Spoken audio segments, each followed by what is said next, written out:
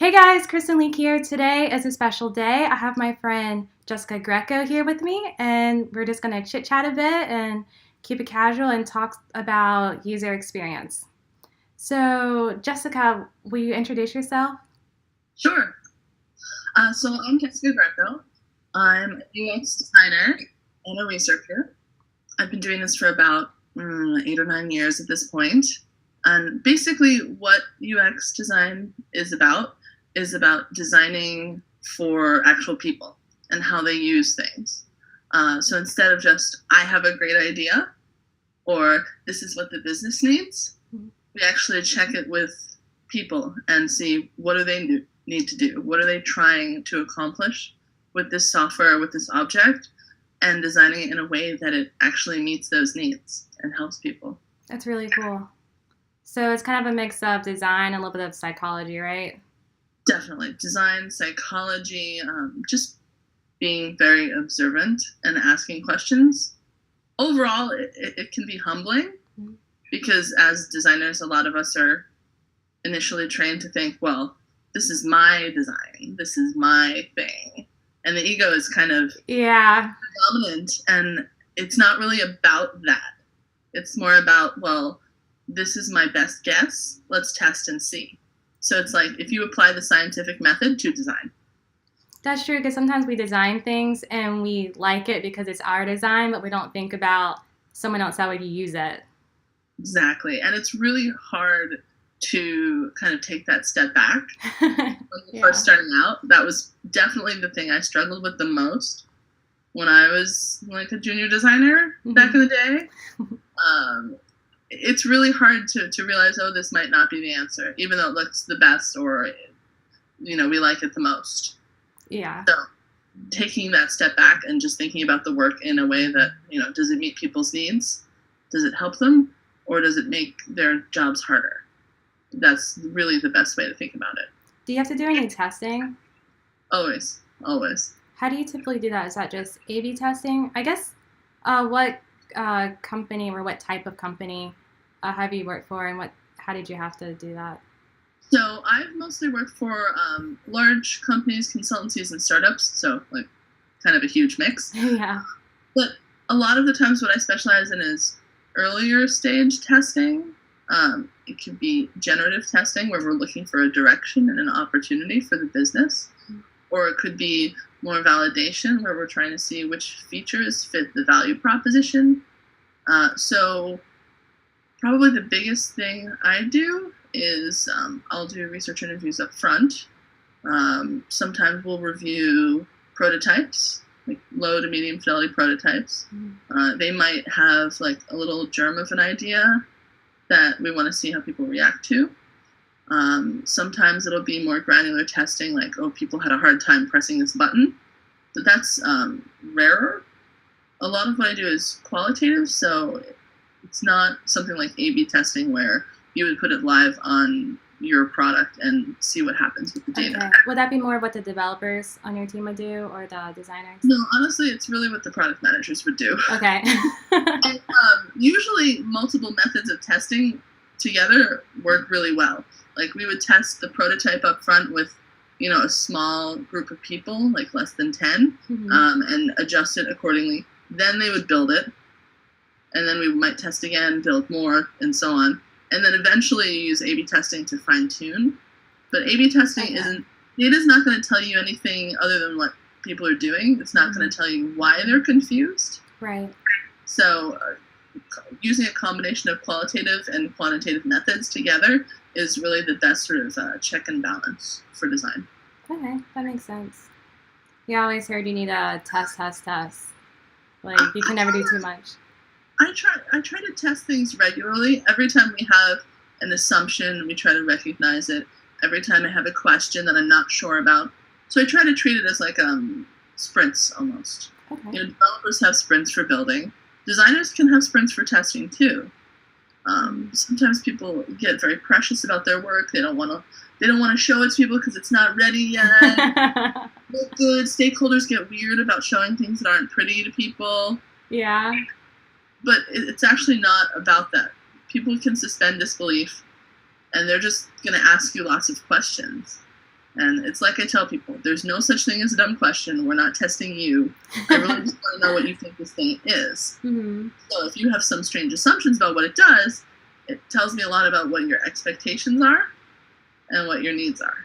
That's a good point, because when I was freelancing, I would do the regular check-ins with the client with, how far things are going and stuff and the phases. And sometimes, like, when I first started out, I felt like maybe I showed it to them too soon, because I would say, this isn't what the color is going to be like, or it's not going to be exactly like this. And then they ask so many questions.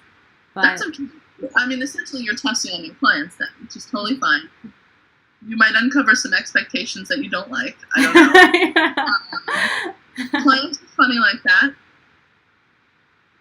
It's okay that it's not perfect when you show it to people. It's actually better, because design isn't about this magical thing springing forth from your brain fully formed. Mm-hmm. It's about collaborating with people to figure out what goals are we meeting and how are we meeting them and how can we do it better.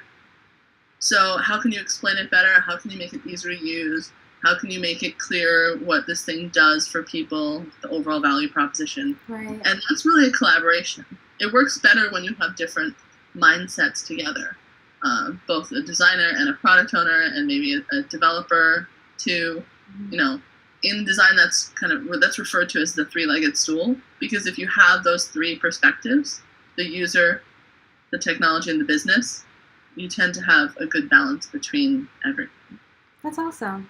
Yeah. It's my first time hearing that. I'm going to look more into it. That's cool. There is an article by the Airbnb head of design referencing it.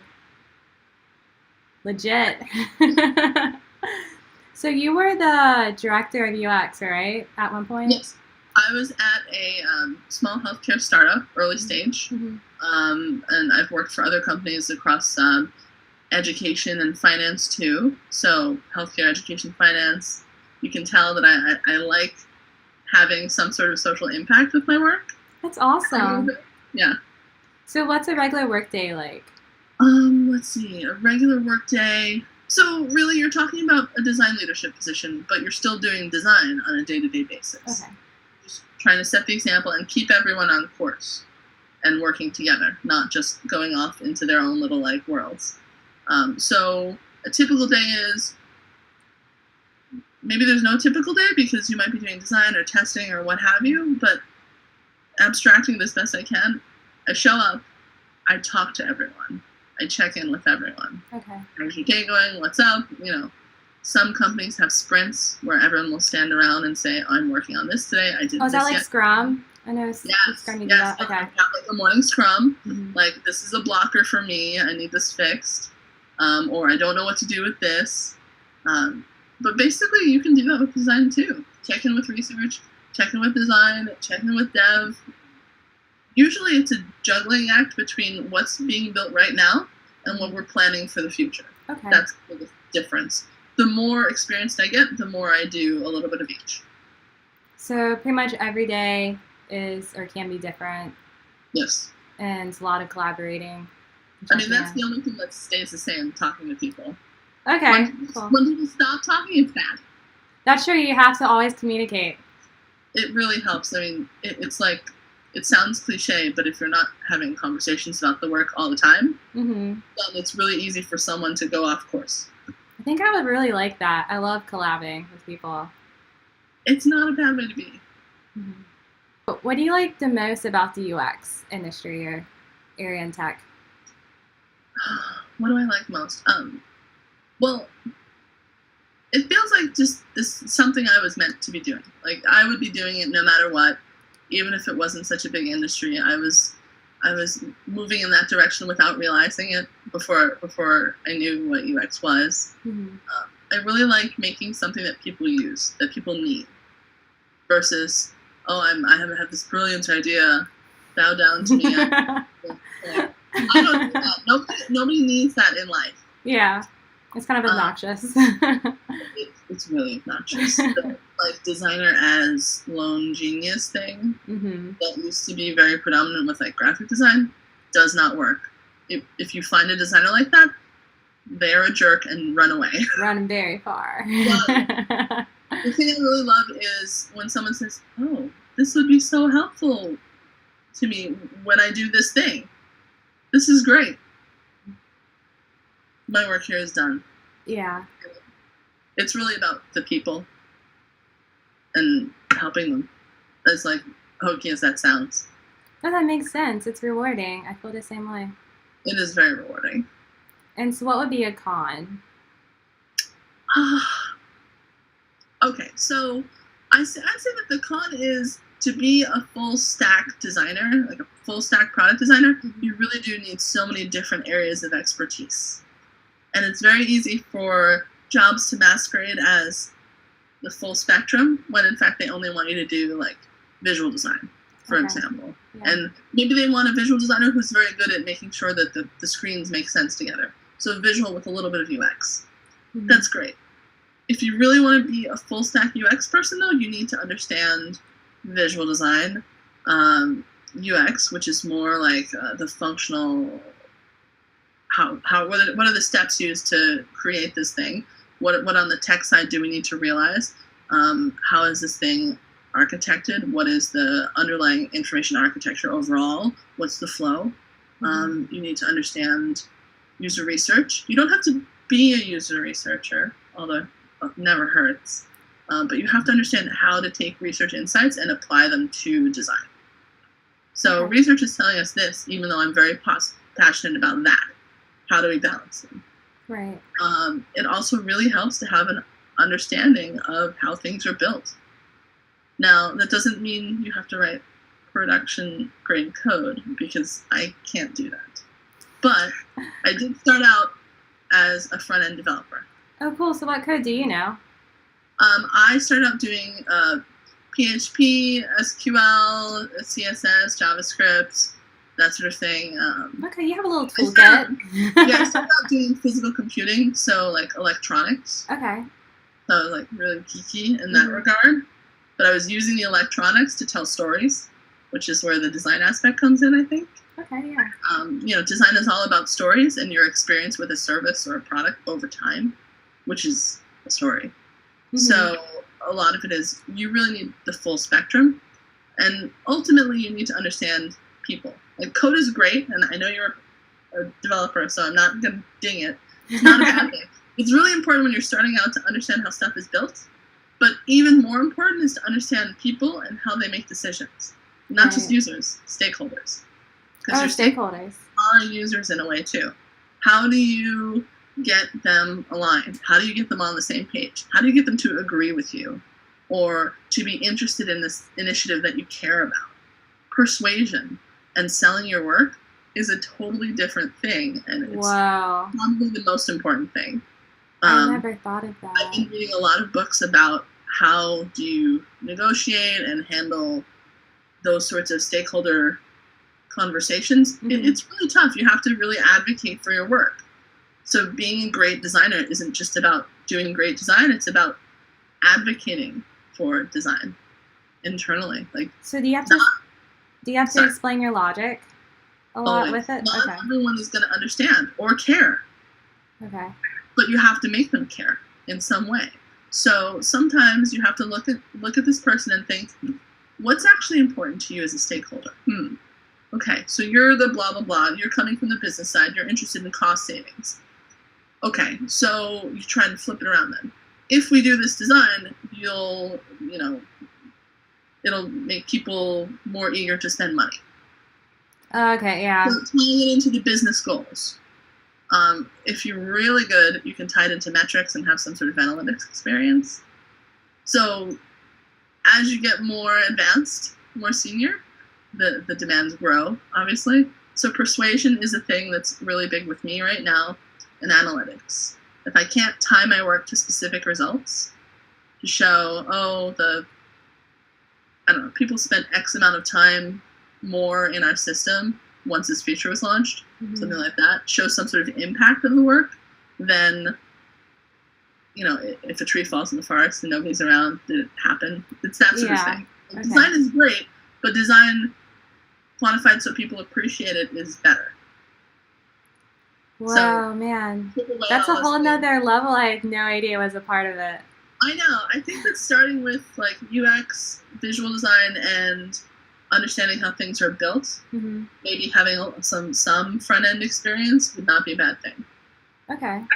If the developer tells you, oh, that design doesn't work because of this data model, you should be able to have a conversation with them that's constructive and get somewhere that works for both of you. Mm-hmm. If you can't talk, if you're not speaking the same language, then it's hard to go on to the larger UX design problems. Right. So if someone were to be interested in UX and they were changing careers, like what advice would you have for them? Well, I think the advice really depends on their background. Okay. So there are a couple of different options. There are degree programs, like master's degrees out there in interaction design. That's a recent thing that's cropped up in the past, 6 or so years. Okay. There are a few that have existed forever, but very few. There are also short-term programs like professional training that General Assembly and other companies offer. Mm-hmm. I think that there's no one-size-fits-all answer. If you don't know anything, then looking at the degree programs might not be a bad idea. If you know a little bit, there are also those full-time immersive programs at GA. They work really well, but they don't work. It's not a magic bullet. You're not immediately entitled to a career completing any of these programs. Yeah, I went to coding boot camp, and there you go. Yeah, I went to Tech Talent South, and I always have to remind people you have to work your butt off after as well. Like job hunting's not going to be easy just because you went to boot camp for 8 weeks. You're not entitled at all, and you really do have to hustle. I've taught part-time at GA for the past few years, and the ones that tend to do really well have some sort of pre-existing skill, either in psychology or business or visual design especially, and then they're adding on another skill. Okay. But the ones that do the best are the ones that are good at selling themselves and their experience. So how can my experience benefit you, the employer? Not, it would be so great for me to work there. No kidding. Of course. Mm-hmm. So a lot of it is, my best recommendation is have some informational interviews with people. Talk to people about what you look for, what you think. I went to grad school for a somewhat related field like a decade ago. Grad school is really, really expensive. Mm-hmm. I don't think that it should cost 6 figures to get into this industry. I think that that's wrong. If you want to do it, it should be something that you can do. But I think that it's wrong to require it of people because not everyone comes from a socioeconomic background that allows for that. My family is super blue collar, and I'm very sensitive to the fact that it might not work for everyone. Mm-hmm. I think that the part-time programs and the professional training programs are a great way to dip your toe in and get experience. And then you can go out and freelance and get more experience. There are people that I know who've actually done multiple courses. Maybe they do the part-time first and then a full-time, or they do a part-time and then they decide to go for a master's degree a few years later once they're sure. But a lot of it is up to you. It's up to you to get the experience and look for people that you can offer your design services to and help them. What kind of software or skills besides being able to sell yourself? Like, I don't know. Like right now, I've been playing with Adobe Photoshop, and I was prototyping with Adobe's newest program called Adobe XD. Yeah, I've heard really good things about that, but it's really fun. I've lately been using Sketch and InVision and Principle. InVision is a prototyping tool that's fairly basic, although they have some more advanced functionality coming out. Mm-hmm. I'm pretty excited. It's a great collaboration platform too. Is that a plugin? Stakeholders? No, InVision app. Oh, okay. I'll have to check it out. It's a collaboration platform. It's prototyping. They're getting into fancier types of prototyping, but realistically, when you're just checking, do people understand the paths and the structure of this thing? You don't need craziness. Something like Principle is another prototyping app. I would use that more for micro interactions, like if you want to see where this button moves and this screen shifts when you press this thing. That's more appropriate for smaller things. Mm-hmm. I find Principle more useful for pitch work also, when I'm trying to sell something to a client. Right.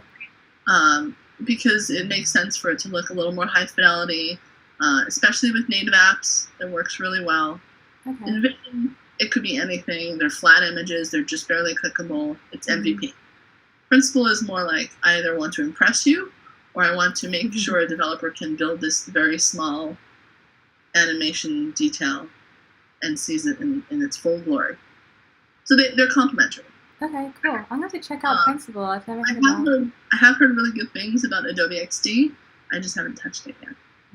I'm not one of those people that likes to try tools.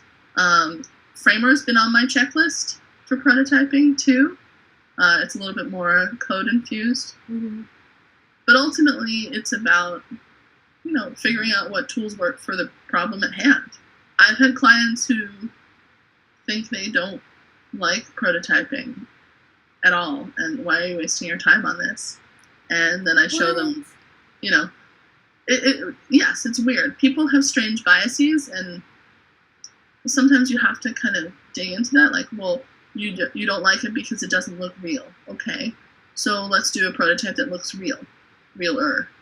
Maybe something more high fidelity in Principal would make sense then. If it's for testing, usually Envision is enough. If it's an idea I'm throwing over to the developers, maybe they need something more. So a lot of it is diagnosing what's necessary, because there's so many tools. You have to figure out what's the appropriate tool. Yeah, it's hard not to get overwhelmed. It is, so don't try every new tool. I started out using Photoshop, Illustrator, InDesign. I still open those programs occasionally, but Sketch is usually enough. And it's very well tailored to interfaces. So why go crazy? Yeah, because the only reason why I really got into Adobe XD is because it was already on my computer. And I played with Sketch's free trial, but it seemed like they do similar things. So I thought, well, I don't really have $100 to just spend on something that's similar to what I already have. That's fair. A lot of it is just figuring out what tool you like. If you're working as part of a team, there may also be a stack of tools that the team uses. I was working on this one team a few years ago, and it was schizophrenic. One guy was making wireframes in InDesign, another person doing Photoshop mocks. I'm messing around with Keynote prototyping and InVision and this and that and Illustrator, and none of the files work together. Oh, gosh. Can you imagine how much time we spent recreating each other's work in the program of our choice? Oh. It was a horrible waste. So we brought it to the VP and had to be like, look, this is absolutely insane. Why don't we just get together and align on a stack and just switch everything over? At which point we switched everything over to Sketch and InVision. Okay.